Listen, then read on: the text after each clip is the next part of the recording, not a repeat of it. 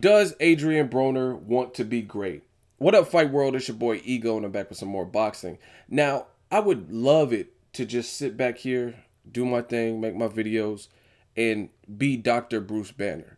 But y'all turn me into the Incredible Hulk, so let's go. Now, I'm getting people and feedback on Instagram, Twitter, whatnot, and they're like, Ego, you're tripping. Why are you weighing so heavily on 1 pound versus John Molina? 1 pound, 1 pound, 1 pound. So now I gotta turn into the Hulk and shut y'all down with the video. And I'm gonna explain. And you guys see the title. Does Broner want to be great? I think Adrien AB. I think he's a talented fighter. I think he has certain intangibles that make him very good. Like when he lets his hands go, he has speed. He has size advantages in some aspects. He showed heart in the Maidana fight. But on the flip side to that, I think he also lacks discipline. And some people, they're, oh, you're tripping off of 1 pound. It was in the contract. I get it. So for those of you guys that aren't aware, Adrien Broner weighed in at 141. The standard junior welterweight limit is 140, which would be a pound over that. But in non-title fights, it's usually stipulated that you have a +1, meaning you have a little bit of cushion since there's no title at stake where you don't have to make that 140, right? So what Broner did, he didn't have to shed, like, you know what I mean, go into sauna or throw up or nothing, trying to make weight. He didn't have to do that. He could just, you know what I mean, fight tomorrow.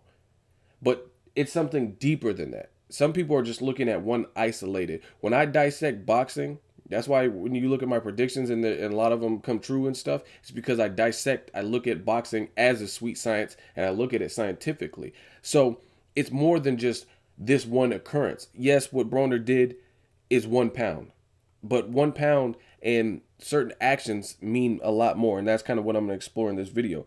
It's not just the fact that he did 1 pound. It's an established pattern that I see with Adrien Broner.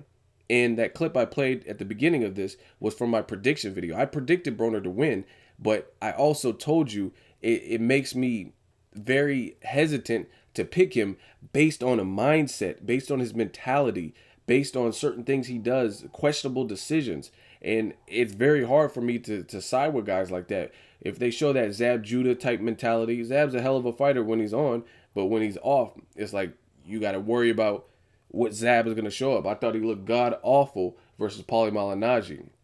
Somebody who he should at least have been competitive with. You know what I mean? Paulie Malignaggi can't crack. Paulie Malignaggi is a good fighter, probably one of the better jabs, but he's not like a knockout like a Sergey Kovalev versus Hopkins, and Hopkins was just too old to really stop the onslaught because Kovalev is a good boxer with power.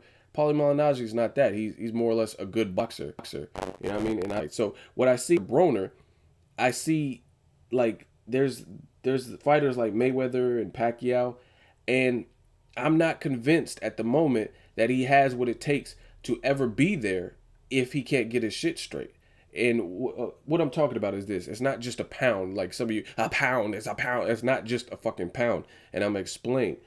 It's not just the fact that he's 1 pound over, which is within the +1. It's the fact of just because you have something, you have access to something, doesn't mean you have to take it. You know what I mean? Like if you guys gave me your car keys and said, hey, Ego, if you really need anything, I'm going to be going out of town. If you need my car, right? Here's the keys. You can use it. But let's say I have nothing productive to do. I don't really have any errands to run. Then why should I take your car out for a spin and just go joyriding, aimlessly driving, wasting your gas when I don't need to? You know what I'm saying? And that's what I feel like Broner. Just because your contract says a +1 doesn't mean you have to use it. You know what I mean? Other people have been given a +1 and they came in underweight, you know what I mean, 139, or came in at weight at 140. So just because you have access to something doesn't mean you have to use that cushion, you know what I mean? And I think as a professional athlete, this fight was announced, I believe, January 21st, right? And today is March 6th. He's had plenty of time to make weight, you know what I mean, to get to actual 140. Now, I'm not saying at the weigh-in, some people are saying stuff like this. At the weigh-in, yeah, it doesn't make sense if contractually you don't have to lose the pound. because it's a non-title fight. I'm not saying he should kill himself to make weight, because you know what I mean, that'll just weaken him and he might already be dehydrated and stuff like that. So I'm not saying that. But what my problem is the fight was announced about January 21st, the Premier Boxing Champs, which means Adrien Broner and his team probably knew about it before then, because the fighter doesn't find out when the public finds out. You know what I mean? That's the part of negotiations. They got to negotiate behind the scenes. So basically, I'll say early January, Broner knew who he'd be fighting. And he's had, and today's March 6th, he's had enough time to cut weight and to make the regular, what your last two fights were at 140. So why can't you make 140 now? You know what I'm saying? And the problem is his off-season weight, like I stressed to you on my channel. He ballooned up so much in weight, it's hard to come crashing down, especially as you get older, right? It's harder to come crashing down and just drop a bunch of, especially if you're like eating like shit or partying, drinking, stuff like that. It's hard to drop several pounds in a shorter period of time. And that's what I think is his problem. And that shows a lack of discipline. Now, we also look at the established pattern. If Victor Ortiz got his jaw broken, I swear to you, I wouldn't be like, oh, he's a quitter. But one could make the argument when you've seen Victor Ortiz's career. Mayweather, he did something that he knows is a foul that could get him like ejected, you know what I mean, get him disqualified from the fight against Mayweather, leaping off of his fucking feet to headbutt him. You know what I mean, the pound for pound #1 dude. You leaped off your feet. He was he got frustrated in the Josecito fight before the broken jaw. He started rabbit punching. In the Maidana fight, he was young and he said, "Oh, I'm a young guy. I'm basically quitting on the stool. I don't deserve to get beat up like this." In the Luis Collazo fight, his comeback, it was supposed to be dun dun dun, you know what I mean, his comeback. And then most people felt he wasn't like out of it cold, and he just sat there and got counted out. So what I'm saying to you is this. These are established patterns. I didn't create them, that fighters have created. So if you establish those patterns, then it's going to take a lot of undoing for people to forget it. So when people call Victor Ortiz a quitter, I'm not saying it's right or is not mean or whatnot, but it's because he has an established pattern of doing these types of things. Same thing with Adrien Broner. Some of you guys are like, oh, it's 1 pound. You're tripping off of 1 pound. No, I'm not. I'm tripping off the lack of discipline because I, unlike some of you guys, follow boxing. So I'm not looking at just Molina. I'm looking at Broner in general. So when I seen this +1, like, damn, you couldn't even make 140 and you had plenty of time to prep. I also think about Vicente Escobedo, that fight. That fight was supposed to take place and Broner came in like, I think like 3.5, 4 pounds over or some shit like that. And he was penalized and stripped of his title in that fight with Escobedo. And it almost got canceled because the morning of the fight, Saturday morning, he came in weighing 143 pounds. And this was a fight that was supposed to initially take place, I think at 130, maybe 135. I think it was supposed to take place at 130. You know what I'm saying? So this motherfucker is coming in the morning of the fight. He rehydrated to 143, which is crazy. You already didn't make weight and didn't try to make weight.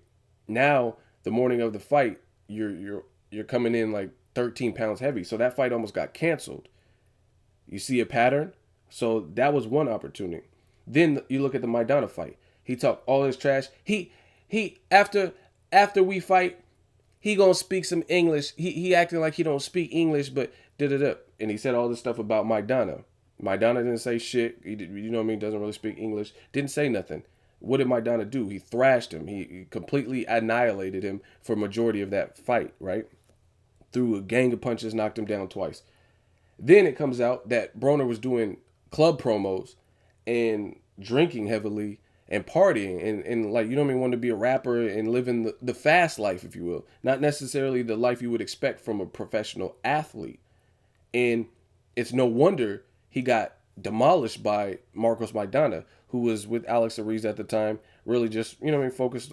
And I think he had 3 knockouts. He was on a 3-win, 3 knockout streak at welterweight. And before that, he lost to Devin Alexander.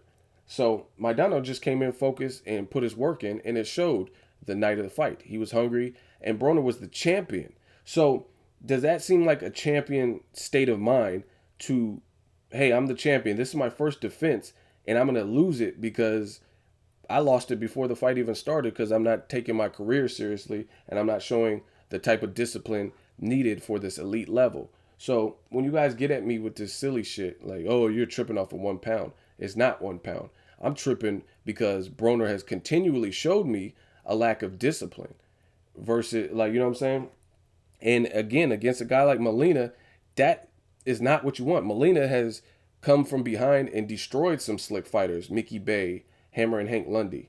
You know what I mean? And I don't, to my knowledge, I don't really recall a time where they just had issues of lack of discipline. So they just lost those fights fair and square. So I don't think it's a good look. I don't think it's a good look at all. And I picked Broner to beat Molina. So we'll see. I mean, ultimate tail of the tape will be tomorrow when we see the fight with Broner Molina. But when you guys get at me, make sure you come correct because I got my facts and you know what I mean. I got my ammunition at all times. It's not about 1 pound. Yes, Broner came within the contract. It's about the mentality. Another thing about boxing is psychology. It's a psychological sport, and meaning when you come in, when people see you before fight, they seen Broner. They were doing the early NBC Premier Boxing Champ commercials and promo shoots and stuff. You see Broner.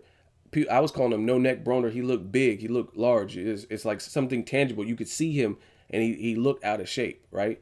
I even made a video about it. He's eating nachos and shit in pictures. People see that, especially your opponents, especially fighters. So you don't think John Molina seen that shit?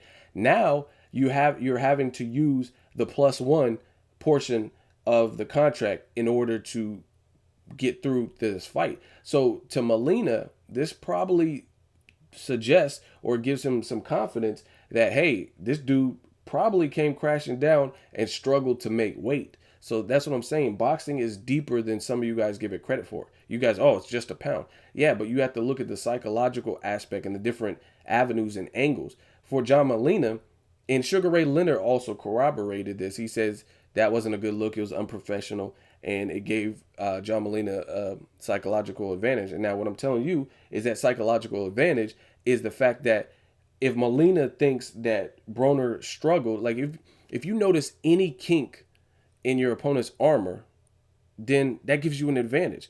Watch, it's on Mike. It's on YouTube, but Mike Tyson has this is a cool little intro, and he was talking about how he would look down and stare down a fighter looking for that kink in their armor. He'd be like, yeah, I would look at him, I would stare, and we're doing the face off, and I don't blink, I don't cut away, and in the second they cut away and they don't look at me for just a millisecond, a split second, then I know I have them. And it's like basically talking about the art of intimidation. Mike Tyson was an intimidating heavyweight, so he would look for those kinks in their armor. As soon as they had that look of uncertainty, or they cut their eyes, or look scared or whatever, then he's like, oh yeah, that ass is mine. So for Molina, this is a good sign for him, and that's the psychological advantage and the psychological aspect of boxing. If you think your opponent has like some weakness or something you can exploit, like Molina knows he's not going to outbox Broner. Broner's too quick and too athletic, right? So if you think he struggled to make weight, that's going to make you feel good. Like, okay, yeah, he's, you know what I'm saying? That gives me an advantage now because I'm much slower than this guy. I'm not as athletically gifted as this guy, but I do have power. I am tough. I can take a punch. And he struggled to make weight. So I don't know if this is making sense to some of you guys, but it makes sense to me.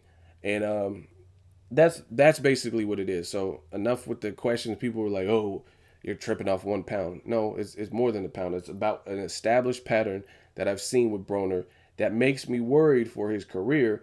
Is he really disciplined? Like, and then the other thing, he's been real chill in interviews. It's just like, it's all over the place, man. He just seems like unstable. Like, I don't know what else way to put it. Like 1 minute he's doing crazy antics and dancing and loud, and now he seems super toned down. So you got to watch out for people like that. I'm going to stick with my prediction of Broner, but shit, at this level, anything's possible. Drop me a comment. Let me know what you guys think of Broner. I try to detail it as much as I could, break it down for you guys. Make sure you like my video as always. Hate, comment, and subscribe. Till next video, is Ego signing off.